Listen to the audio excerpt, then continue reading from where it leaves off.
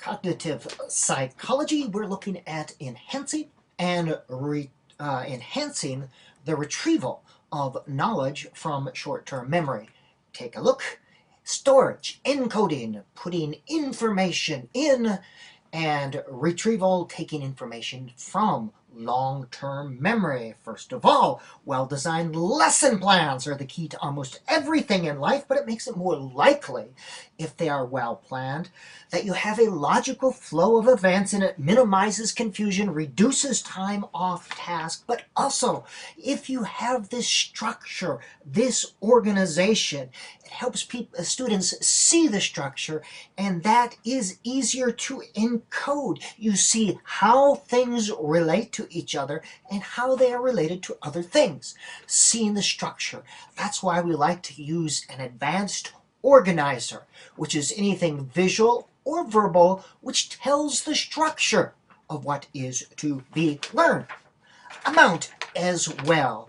Consider less is often more. You don't want to just dump a bunch of information higgly-piggly. It's hard to understand. It's hard to process.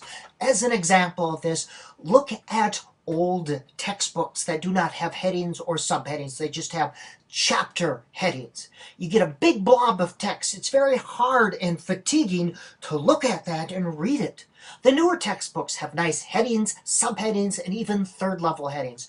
You can see the structure and the amount of information. Too much information is just as confusing as too little information. We can process and we can think at higher levels with less information than we can with more. And elaboration, the ability to make personal connections to what is known, connecting it to what is already known. One typical way to do this is the KWL chart. You'll see this a lot. Before the lesson starts, what do you want to know about? Say the topic. What do you know about? Topic. After you have finished the lessons, what have you learned? You go back and you make any corrections. This is also a good pre-reading activity. What do you know about cognitive psychology? What do you want to know about cognitive psychology? After the textbook chapter, then go back and make connections. Very good. And number 5, multimodal presentations and experiences. Instead of just receiving information using one modality, either listening or visual, try to use art, sound, drama, the 8 types of intelligence. Try to see things using math, art, poetry, imagination. Make it multimodal.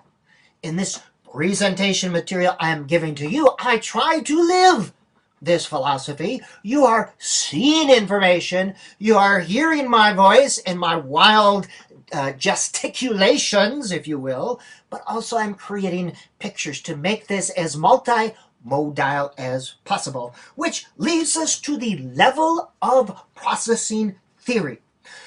The more we process or manipulate the information, the better it is encoded and retrieved.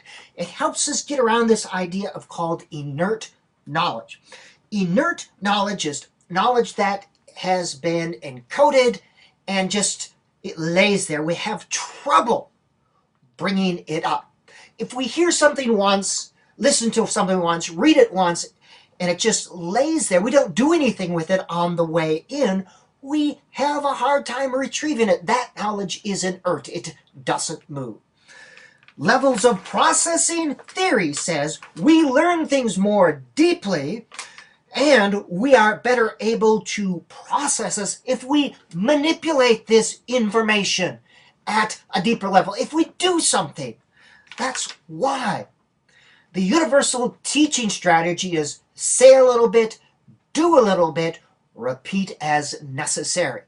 So I'm giving you information, this is the input part of a lesson plan, and then I'm having you do something with that information. That's the activity part of a lesson plan, so that it is better stored and easier retrieved or remembered.